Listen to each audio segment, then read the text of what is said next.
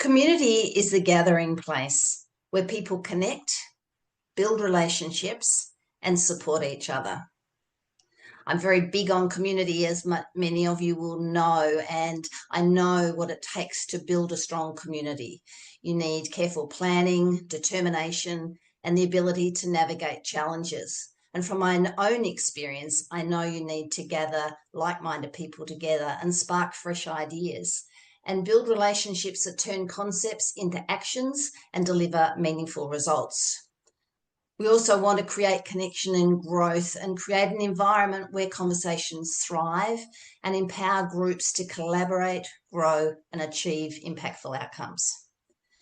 Today, my guest is Sarah Mathews, the CEO of Little Big Foundation. Sarah is a passionate placemaker and social impact strategist with deep expertise in community building, social sustainability, and real estate activation.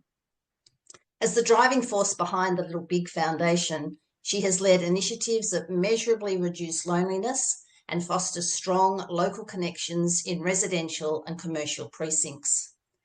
With a background in marketing and a talent for coaching and mentoring, Sarah thrives in leadership roles that solve real-world problems and create thriving, connected communities.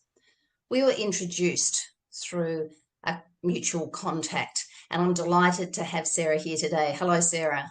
Hello, thanks for having me. Absolute pleasure. I had never heard of the Little Big Foundation, I must confess, partially perhaps because it is based in New South Wales, but I think the concept is found fantastic. So just before I ask you to explain a bit more, I'll just explain that the Little Big Foundation was established by EG, an Australian real estate fund manager and property developer, with the vision of creating connected and resilient communities. At the time, Sarah was working for the developer in a marketing and communications capacity. Sarah, perhaps I'll let you tell the story. How did this all come about? Because you run quite a unique organisation. Yeah, absolutely. I'd love to, because it is quite unique, and it's not surprising that you haven't come across us, because we're really quite small at this stage and hoping to grow. But we came about through, I guess COVID was a little bit of the catalyst. But I had been working for the property developer for quite a few years, and a lot of their focus internally when they are building a new apartment complex is all around creating a community, not just the physical buildings, but people will exist in these spaces long after the developer is gone. And we were kind of selling this dream of connected communities and knowing your neighbours, and that kind of benefit that being in a community offers to people. And then we went into lockdown, and we were told not to talk to our neighbours, and that we were told not to connect and to stay 5 meters away from everybody and not leave our 5 kilometre bubbles. So that kind of coincided exactly with the completion of selling a particular location, the flour mill at Summerhill. And that didn't sit right with the organisation and with myself. We'd been promising community and neighbourliness and connection, and we were in this whole new world that was going to be very different to that. So we started out just kind of testing small ideas. We sent jazz bands to play in courtyards to ask people to come out onto their balconies and have a connection that was safe at the time. And that evolved into sort of neighbours playing their violins on balconies to each other and finding their own ways to connect, kids leaving positive messages in chalk on pavements for your daily walks. And we really liked what we were seeing, and we thought hard about, how do you cultivate this in a post-COVID environment? How does this become the standard of knowing your neighbours? And yeah, from there, Little Big evolved. So whilst lockdown was definitely had a huge impact on everybody, it's amazing the innovation that also came out of it. One of my podcasts in the first series is about a woman who has a group on Facebook called Women on Walks, and during the COVID she would put out a post about everybody's to look for red gates or yellow letterboxes or whatever, and people would post their photos, but that connection part was still really important. So I love the messages on the chalk messages on the pavement and the jazz bands. And I remember Anzac Day, we actually stood out in the street, in the dark Absolutely. with our, so yeah, I understand and can relate exactly to what you're describing. Mm. I think in today's world, loneliness and connection is a really core problem that we're facing. And I think even though we've come out of COVID times. It's not a COVID problem, is it? I mean, that was the catalyst for us and got us thinking more deeply. But 50% of people don't know their neighbours' names. So, in an effort to build community, that's a pretty shocking reality. And 1 in 4 Australians feel lonely on a regular basis. And this is sort Yeah. of getting more attention around the world. Both Japan and the UK have ministers for loneliness now. And tracking back pre-COVID, this is not a sort of COVID phenomenon, even though that is sort of No. the catalyst for us. True, but I suppose what it did was create the awareness for us that it is an issue.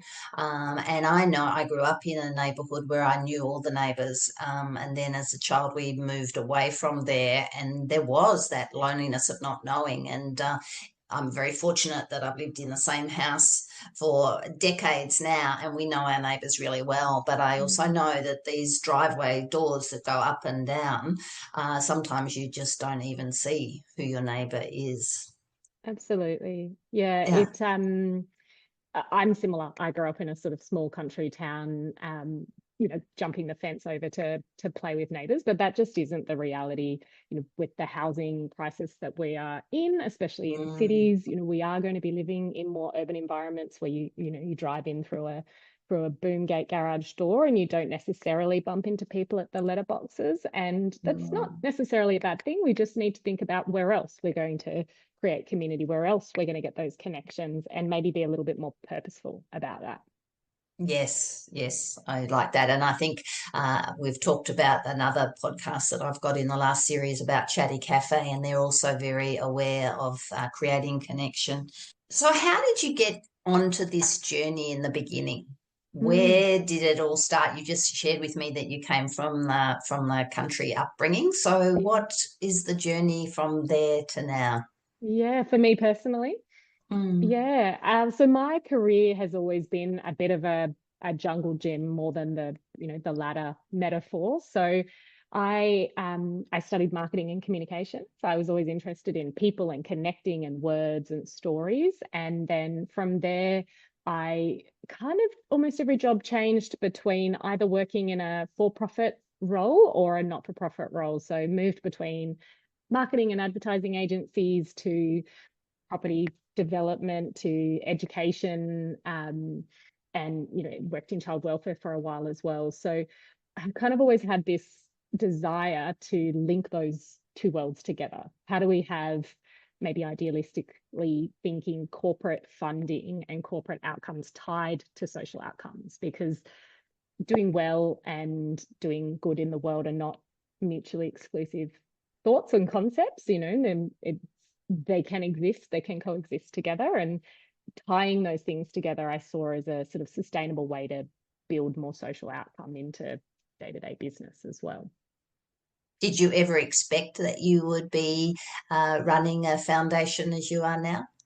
Certainly not. Certainly not. I think I grew up in a small country town, and I definitely saw myself living in a city, and I'm definitely a city girl now. But there are pieces of that you want to keep with you and that you want to share. And so that's definitely what we've been able to create at Little Big and have that experience. I also live in this community. So, my partner struggles to walk down the street without being recognized because of my dog.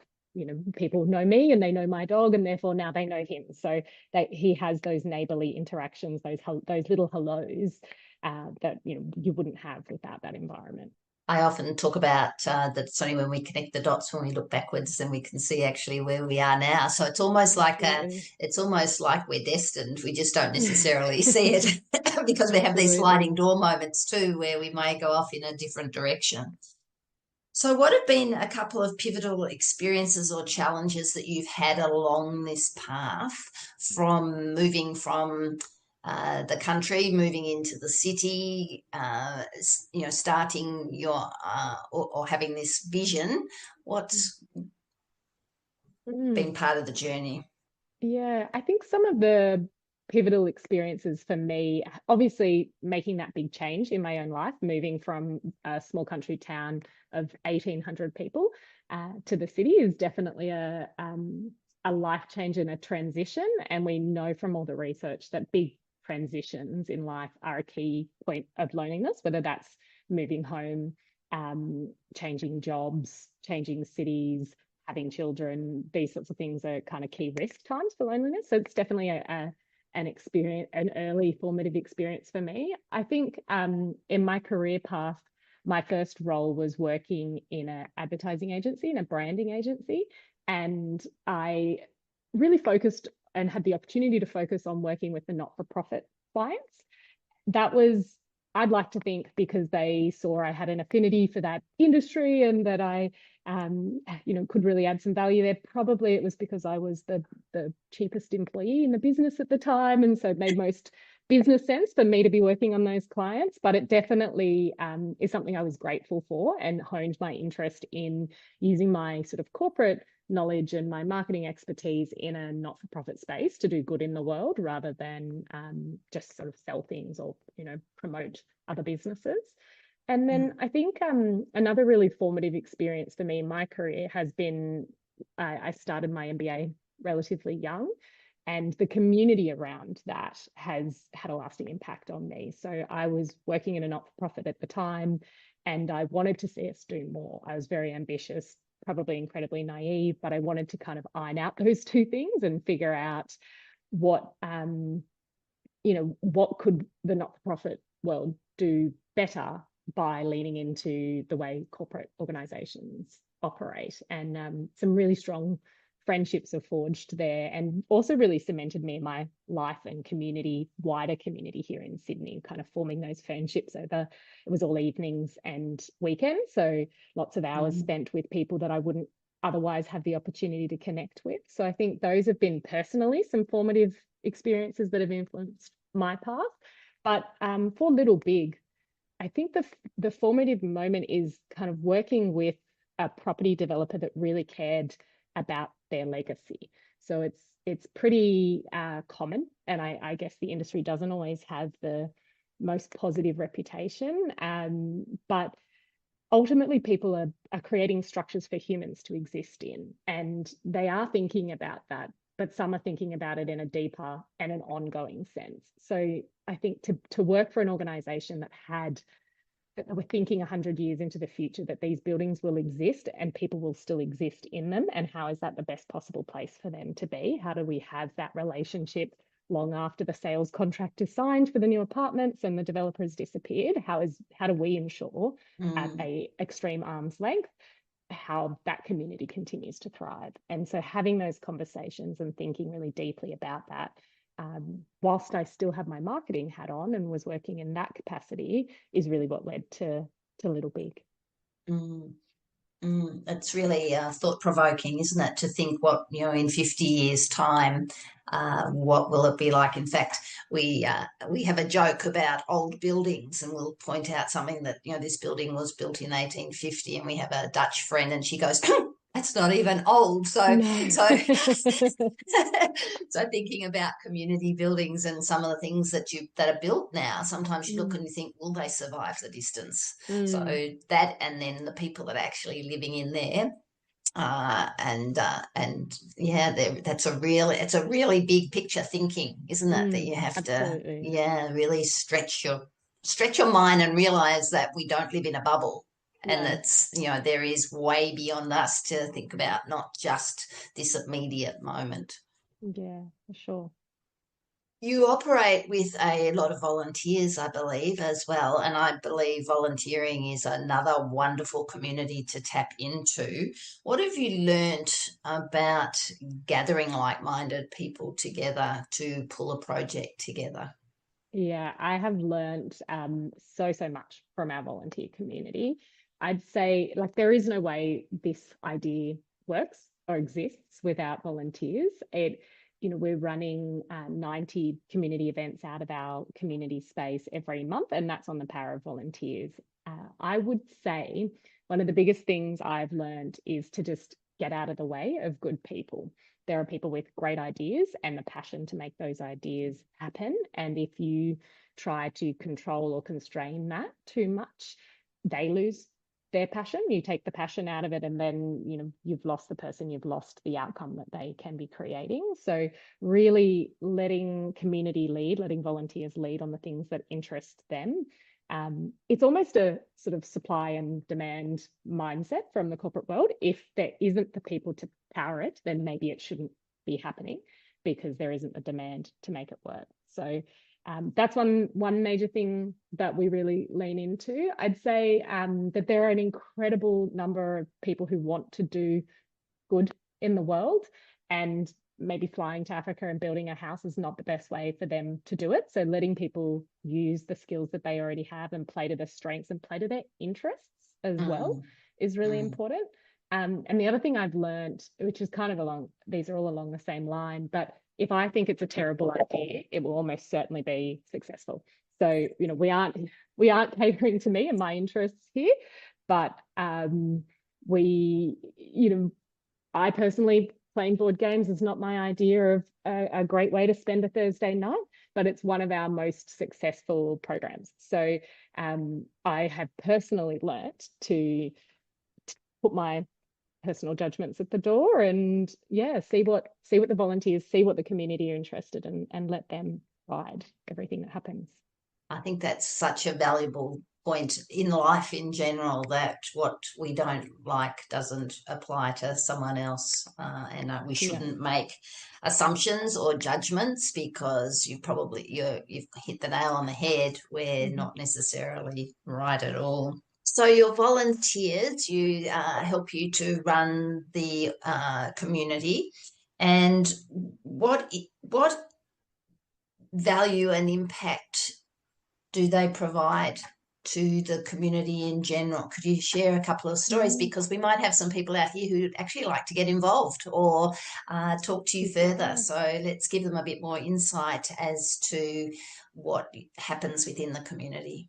Yeah, definitely. So we have a community space in Summerhill in Sydney, and I guess it's a community centre. It's a community hub, neighbourhood hub. Any of those words work for us, but we operate a little bit different in that we're more than just a physical space. So people come forward with an idea that they might like to run, something that they can offer the community to create connection. So I mentioned board games. It could be a parents group. It could be a kombucha tasting class. It could be a craft workshop. It could be a property investing meetup. And we have all of those things.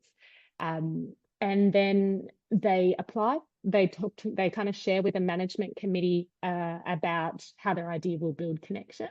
And then they are able to get access to the space to do that. We support with marketing their events and programs, or at least supporting and helping to do that through our channels as well as their own.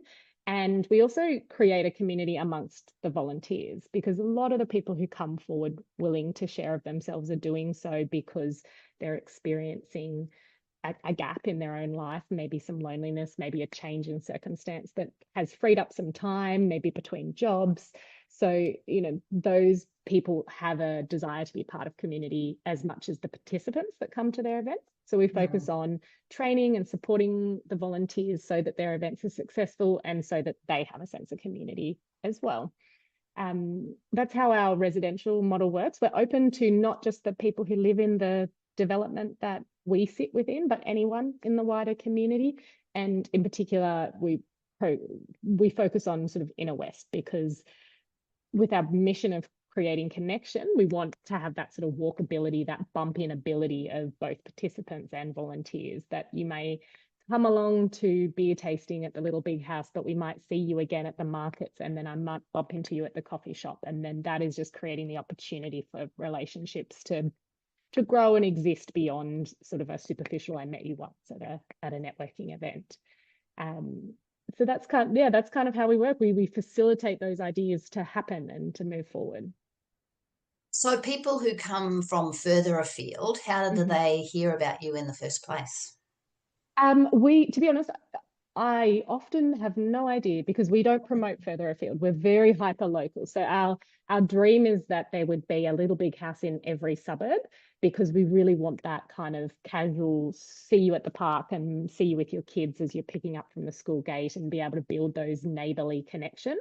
Mm, I think people often find us and we welcome them from further afield because they're either seeking out a specific interest area that might be being offered by one of our volunteers and they come across it that way, or they're looking for a space that is more than white walls and trestle tables and pretty uninspiring place to be.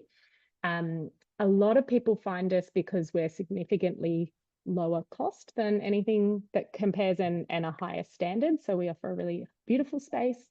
But yeah, on the whole, it's our focus is really local. So it's always a surprise to me when I see someone who's come from kilometers away to be part of this community.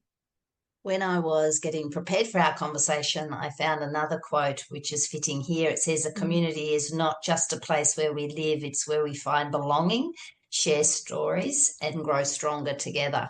And Mm. how true is that? Because I had a job at one stage working for an international relocation company, and it was at that time that I realized how lonely you can be when you move into a new country and Mm-hmm. you know nobody really but me. Yeah, And I used to make friends very easily with yeah, my clients because we would spend a week traveling around in cars, looking in a car, looking at yeah. schools and finding football teams for them and schools and libraries and all of that. So people need that connection, they need that support, and I'm not surprised that they can come from anywhere because there seems to be a way that uh, ripples out and people find what they need. They just have to know how to start looking for it. So, Yeah, so, absolutely. so when you put a community together, because I've Mm. I've also been involved with a few communities over my years, there are always wins and there are also always challenges. Can Mm. you share with us some of the good and the bad stories, and then Yeah. we'll get on to what your vision is for the future? Sure. I think something that we have been really successful at and differentiates what we do here is our focus on measurement of the social impact we're creating. So every year since we began, we've produced a social impact report where we've looked at participant self-reported changes in loneliness, social connection, how many neighbours they know, how comfortable and at ease they feel in the community. And when we started doing this, it was pretty novel and not something a lot of organisations were doing. But a lot of the measures we use, we're now seeing local councils, the City for Sydney, use the very same measures to kind of assess community at the work that they're doing as well. So, um, one of really sort of simple measure is how many neighbours could you call on in a time of need who would bring you groceries if you were sick and couldn't do it for yourself.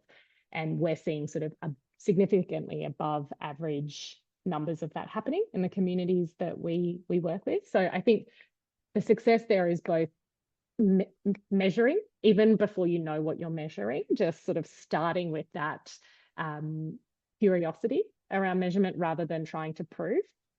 Yes. And I think that has been kind of a key to our success and growth, that we can tell our story in a tangible numeric way, as well as in the beautiful stories and the connections and the anecdotes as well. So I think that's been a real win.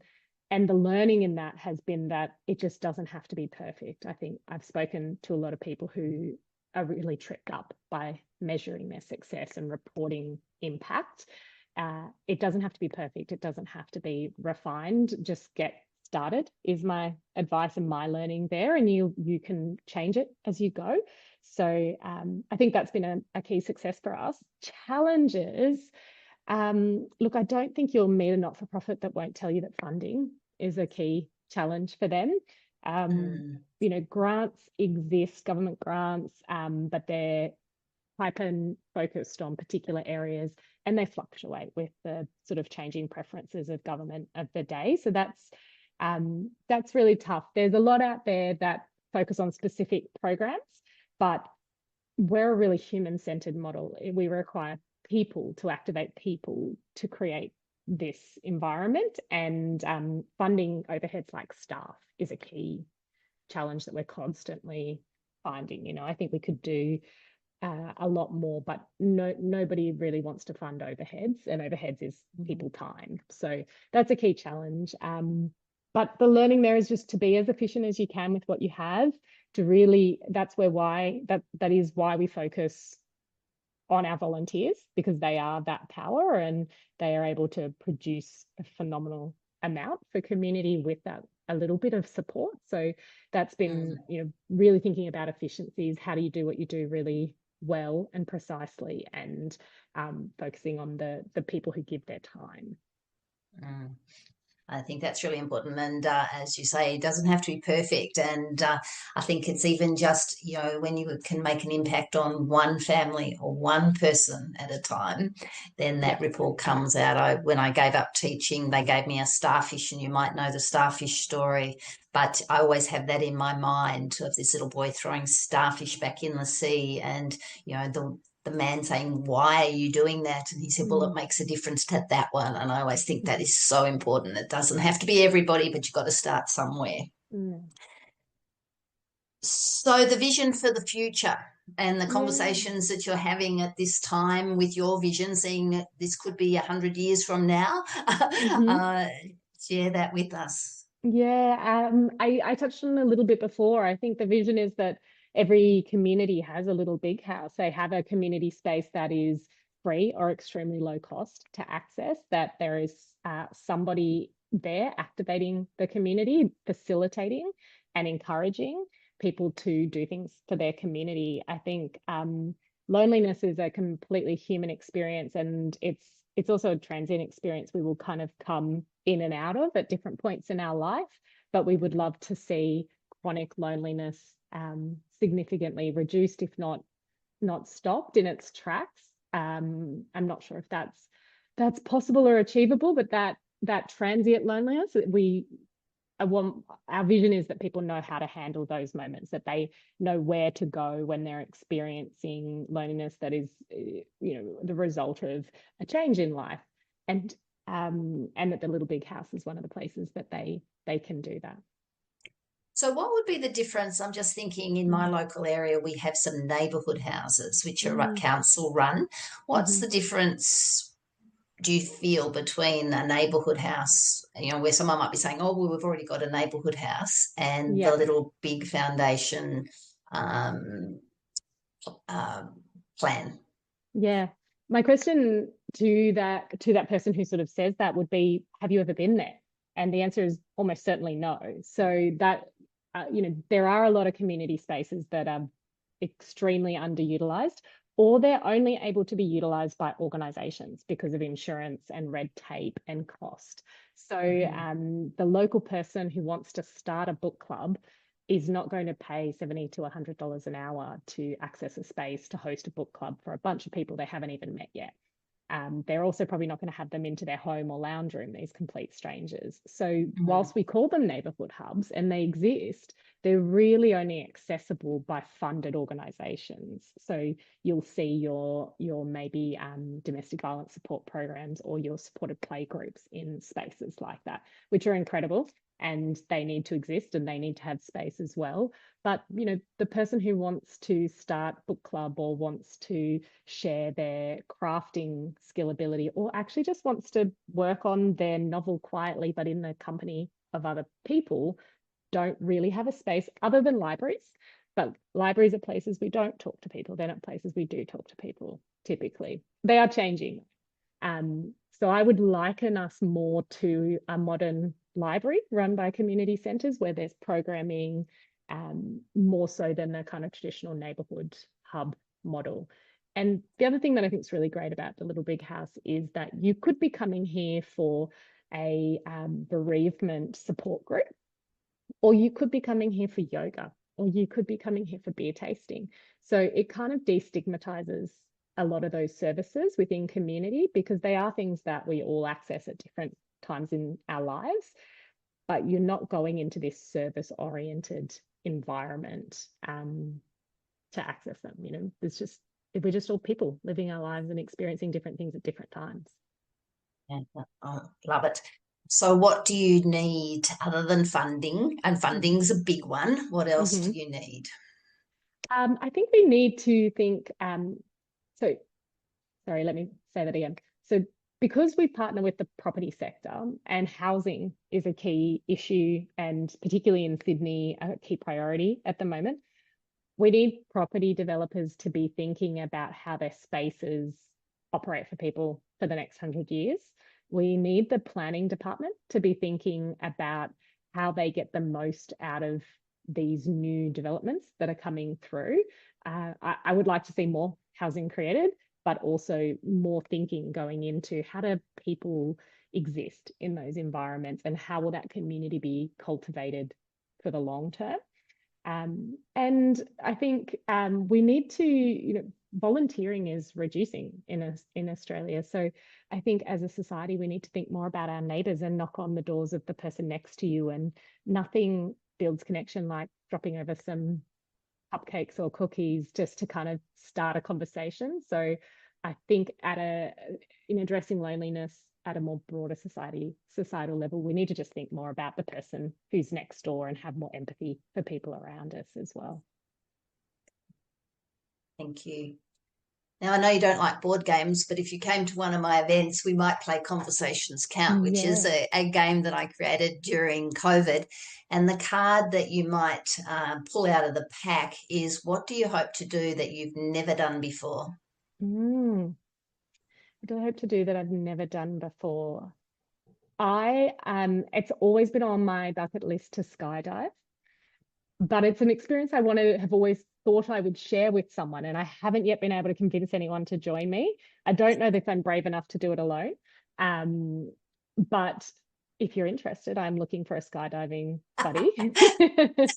But a little bit more, sorry. I was going to say my daughter gave it to my husband for his 60th, and they went together. There you go. And neither of them would do it again. No, but they've done it now. They did. Now. And I was watching and I was thinking, I could do this, but I didn't get invited. And now I think, I don't really know. Maybe not.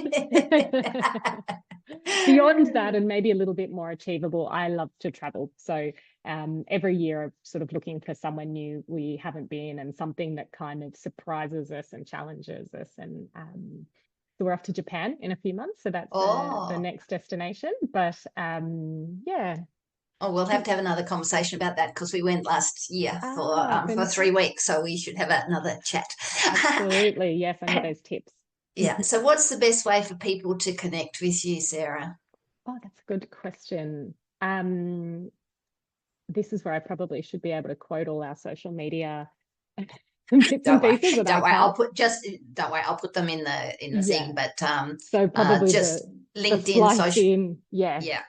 So the best place to connect with us, particularly from a community level, is on our Instagram or our Facebook pages. You can find me personally on LinkedIn, and our website is littlebigfoundation.org. Fantastic. And do you have a quote to leave us with? Or I think you told me you have a poem. I do. I have a little poem, and I picked this one because of our name. So our name is Little Big, and the story behind that is that we actually started our name as the Big Foundation, which stands for Build in Good, because that's what we really wanted to do with the property industry, is to build good into the foundations of every new development. And however, when we started using that name, people in the community, our volunteers, said, I don't have a big thing that I want to do here. I have a really little thing. I just want to start a parents group, or I just want to connect with my neighbours or offer this. So that's how the name Little Big came about. And I feel like this little poem illustrates that really nicely. So little drops of water, little grains of sand, make the mighty ocean and the pleasant land. Thus the little minutes, humble though they may be, make the mighty ages of eternity. Thank you for sharing that. And I think you'll need to look back at some of the past podcasts, because there is one with Liz Fleming on grant writing. There is the Silent Book Club, which was a community for people who want to be together to read, and that would be a great possibility for Little Big House Foundation. And also the Women on Walks, which was in the last series, is a wonderful story about building community as well. And maybe you've got people in your community that like to take up the walking. So thank you very much for your time today, and I look forward to sharing your story and seeing if we can create more Little Big Houses everywhere. Fantastic. Thank you so much for having me.